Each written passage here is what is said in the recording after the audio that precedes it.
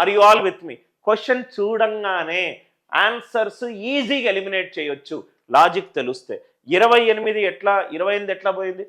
48లో 7కు సంబంధించి లేదు, 64లో 7కు సంబంధించి లేదు. కాబట్టి ఎల్సిఎం ఆఫ్ 48, 64లో ఆన్సర్ 7కు సంబంధించి ఉండే ఛాన్సే లేదు. కానీ రైట్ హ్యాండ్ సైడ్లో 28 పెడితే 4 7 28 అవుతుంది. కాబట్టి ఆన్సర్ 28 కానే కాదు. 24 పెట్టాననుకోండి, ఇది 3తో డివైడ్ అవుతుంది, ఇది 3తో డివైడ్ అవుతుంది.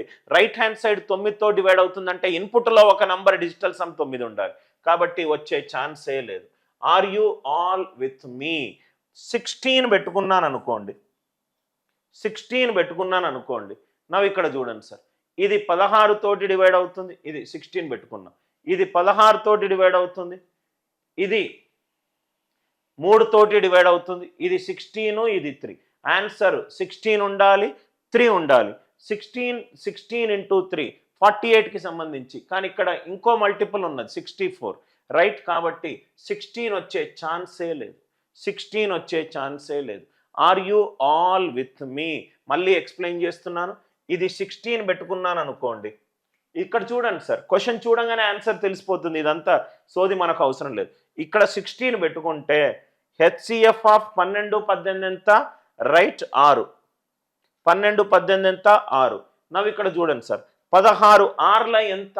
16 ఇంటూ 6 ఎంత సార్? 96.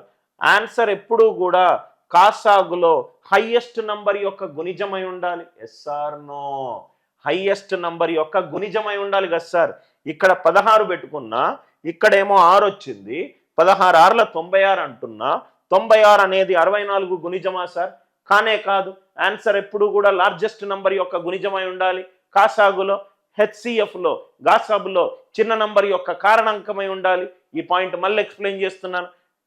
గాసాబా చేసేటప్పుడు ఆన్సర్ ఎప్పుడు కూడా చిన్న నంబర్ యొక్క కారణాంకమై ఉండాలి.